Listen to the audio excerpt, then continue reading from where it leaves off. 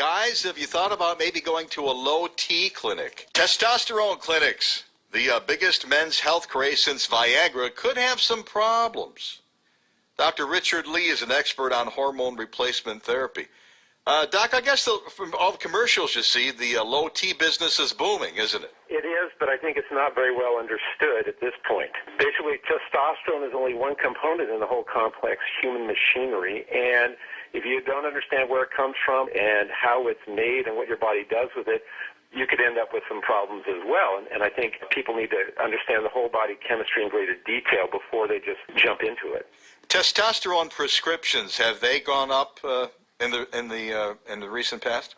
Oh, substantially, and probably because there's more forms of it, and now rather than just getting shots, which are done on a weekly or monthly basis, and rather painful, there are gels and creams that are pretty simple, although if your insurance doesn't cover, they can be very expensive as well. So testosterone levels, from what I hear, are dropping faster than aging alone would. Can you explain that, if that's true? We're outliving our gonads, basically, and even so, things that tend to drop the levels in men, even young men, is stress. Testosterone comes from cholesterol, but it's made into many other hormones before it becomes testosterone, and some of those are stress hormones. When stress levels are higher, your body, rather than making testosterone, makes stress hormones, and that's probably one reason why it may be dropping, and we're getting better at checking it. Are low-T clinics, Doc, converting men's insecurity into profits? I mean, it's big business, big money. Well, I think so, but again, it only looks at one part of the whole picture. It's kind of like using automotive metaphor. It's like slapping a bigger turbocharger on your engine. You may get a little more power in the short term,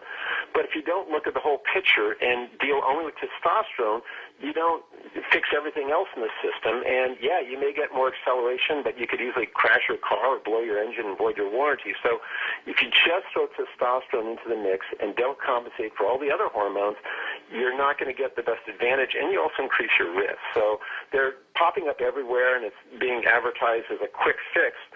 But in my experience, you want to compensate for everything else and make sure that your engine's running right in the first place before you do something like throwing a bigger turbo or more testosterone into the mix. In your opinion, which men should be treated then? Men who are legitimately and genuinely low in testosterone, and it's affecting their health in other ways. Any man who's a diabetic, it's going to be low. Any man who's on steroids for inflammation, it's going to be low.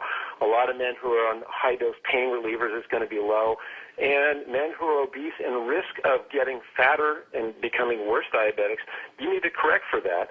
And there you're going to help them lose the weight and gain more muscle mass relative to their fat, bring the energy up, get them off the couch, and have them get fitter and healthier. Somebody told me once that if you have a healthy beard, generally your T level is okay. Is that true? Well, there's a lot more to growing a beard than that. And again, if your testosterone is too high and your body's converting it into a hormone called DHT, you're going to lose your hair on your head. So you may get a little thicker beard, but you're going to go bald if you don't correct for that. Dr. Richard Lee, he's an expert on hormone replacement therapy. Low T clinics, they're popping up all over the country. 570 WSYR Times, 818, Joe Galuski, traffic weather in the Wall Street Journal in 3 minutes.